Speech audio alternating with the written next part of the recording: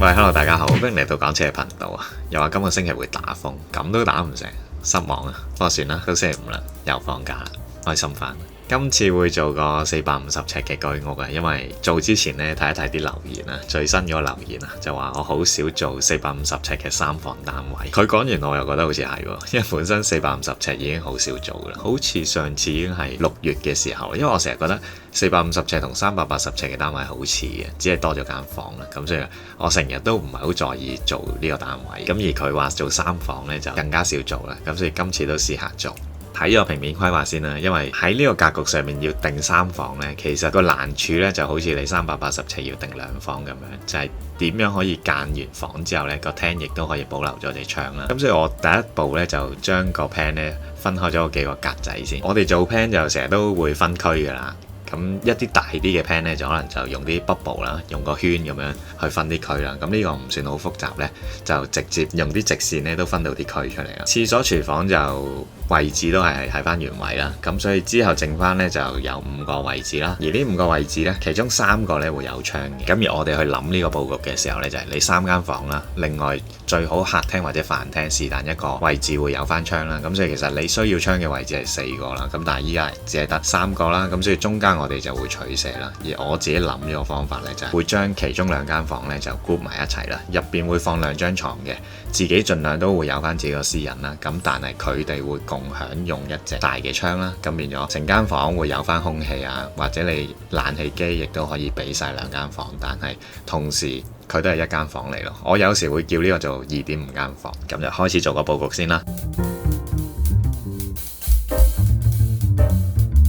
畫緊個平面圖又講多少少題外話，你知好多人都會睇風水㗎啦，咁所以我哋成日都會見到啲客佢哋會有一啲風水嘅要求嘅。咁但係我近排呢，見到一個比較誇張啲嘅要求，就係佢話個風水師同佢講個大門呢唔可以直入間屋啊，咁就一定要係喺側邊入，即係可能個方向個方位啦，唔可以係向呢一邊入去啦，要向側邊入去啦。咁點樣做呢？佢問翻我都諗唔到，即係除咗將隻門褪入去轉90度之外啦，咁但係通常我哋有時啲人會偷雞將間屋改大啦，將個門口褪出去就有嘅，但係將個大門褪翻入屋呢，又好似少做啲喎，所以我聽落又有少少有趣。咁但係啲風水要求其實佢哋最尾都會有啲嘢可以化解佢嘅，成隻大門褪入去又好似嘥咗間屋嘅位喎。你知香港啦，寸金尺土啊，雖然依家啲土又越嚟越平啊。好啦，咁講翻個平面圖啦，廁所、廚房就冇乜點變嘅，特別係個廚房啦，基本上如果唔特別改佢呢，個位置就喺翻原位，同埋個佈局都係咁噶啦。咁而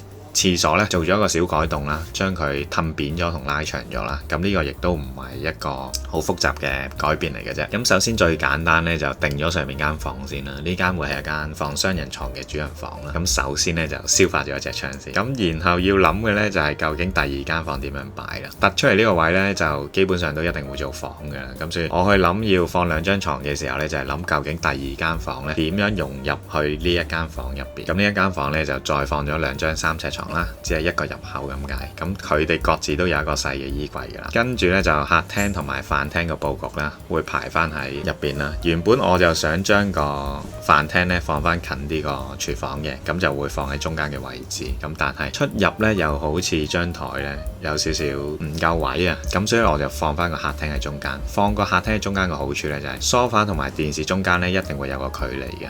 咁而呢一個位呢，亦都可以順便就消化咗通去飯廳嗰條走廊位啦。咁冇辦法啦，飯廳就要放去窗嗰邊啦，遠少少。咁但係你喺廳嘅時候呢，亦都有陽光可以射到入嚟嘅。佈局就係咁樣啦。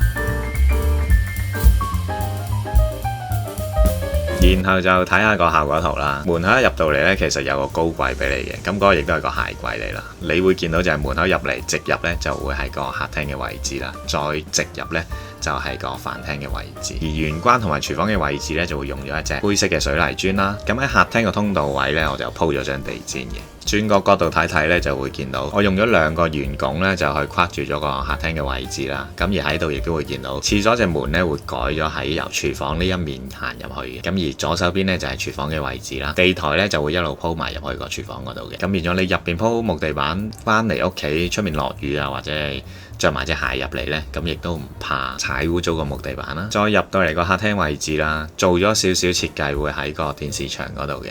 咁啊當係一個 display 櫃啦。咁當然啦，我諗你開電視睇嘅時候呢，你就熄翻啲燈佢啦，唔會睇到好似咁眼花咁。而你平時熄電視嘅時候呢，或者依家有啲畫框電視啦，佢會 display 一啲名畫出嚟嘅，咁你就可以當係掛咗幅畫喺呢幅牆嗰度啦，就可以當成個 display 櫃咁樣睇啦。咁而喺度亦都會見到廚房嗰度呢，用咗全組都係白色啦，上下都係用咗個白色膠板嚟做嘅。咁呢個就客廳位置啦。咁而經過呢個客廳嘅話，望入少少呢，就會見到就係個飯廳嘅位置啦。飯廳靠窗嗰邊呢，就會做咗一排卡座啦。我諗你就算多少少人嚟食飯呢，都冇問題。平時4個或者你張台可以拉長到8個呢，咁都冇問題啦。因為依家多咗人會用個飯台可能嚟做埋書台啦，咁所以我覺得飯廳呢個空間呢，留大少少亦都冇壞啦。我哋入嚟嘅時候呢，會經咗2個圓拱形嘅，咁所以入到去個飯廳呢，亦都會見到有條弧形嘅燈槽啦，成間屋呢個結構嘅主題呢就會明顯好多啦。今次除咗睇埋個客飯廳啦，因為最主要呢其實就係嗰間放2張床嘅房啊。個佈局呢就係想你入到去呢，亦都可以分到2間房啦。咁但係又唔會話有隻門去再隔開佢啦，因為如果有隻門嘅話呢，你就會冇咗隻窗噶啦。咁但係入到去會係點樣嘅情況呢？所以就另外都畫咗一張，呢個就入到房嘅樣啦。左手邊會係一間細房啦，然後再直入去，經過條走廊呢，就會去到另一張床嘅。咁變咗2個人用呢，可能會係啱2兄弟啊，或者係2兄妹啊去用呢一間房啦。而佢哋各自呢，亦都會有翻自己個私隱啦。同樣呢，就共用咗一隻大嘅窗。咁呢個佈局呢，就希望啱翻啲一家4口嘅用家啦，或者俾一啲其他嘅諗法你哋啦。中意嘅俾個 like、share、subscribe 同埋 follow 埋 IG 啊！多謝大家。